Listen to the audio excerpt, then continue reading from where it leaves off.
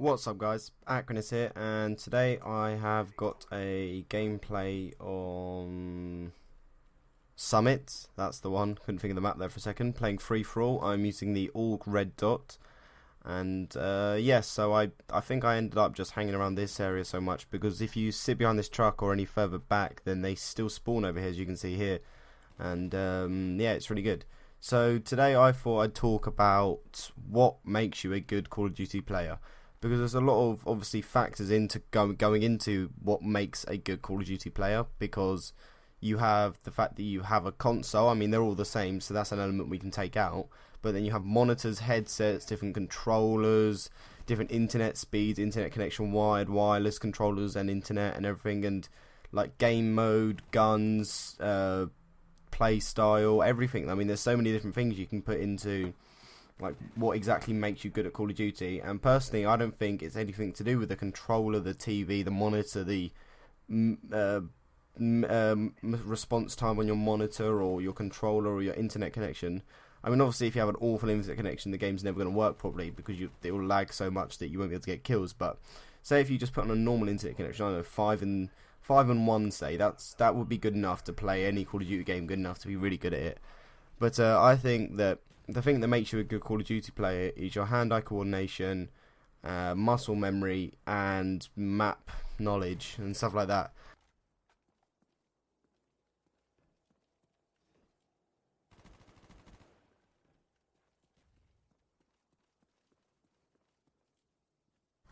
So the first thing I think I'll talk about is hand-eye coordination.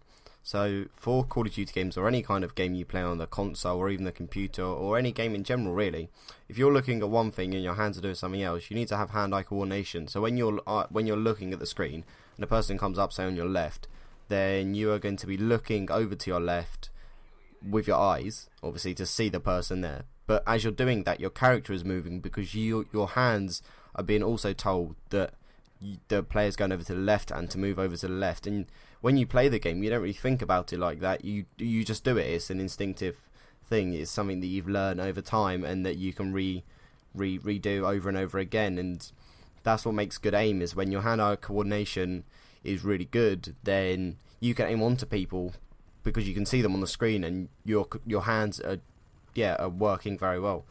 The second thing I'll talk about is muscle memory. Now, your muscles in your hands will progress and develop over time, so they will be more tuned, as it were, to the controller, and using the controller when you play games, any kind of game.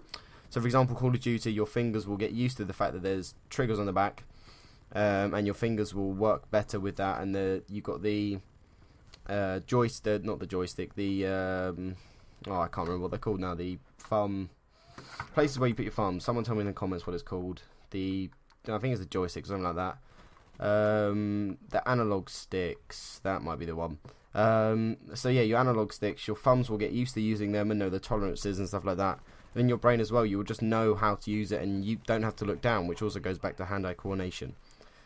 Now, the third thing I think is map knowledge, knowing exactly where people spawn, how maps work, how they look, how to get around them, how to just like navigate through them and traverse through these maps will really help you in your game, because you will know where to stand to expect someone coming onto the B bomb site, or the B flag in domination, for example.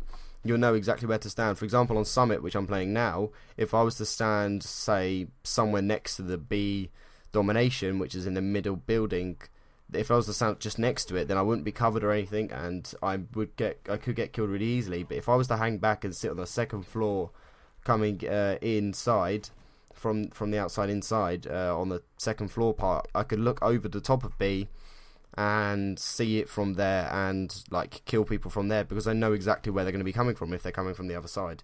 And vice versa, if I'm on the other side, then I can hide in that there's like a little area before you get into the main inside area, and I could sit there and kill them from there, because I know where they are on the map and I know where they're going to come from, so I can position myself to have an advantage over them.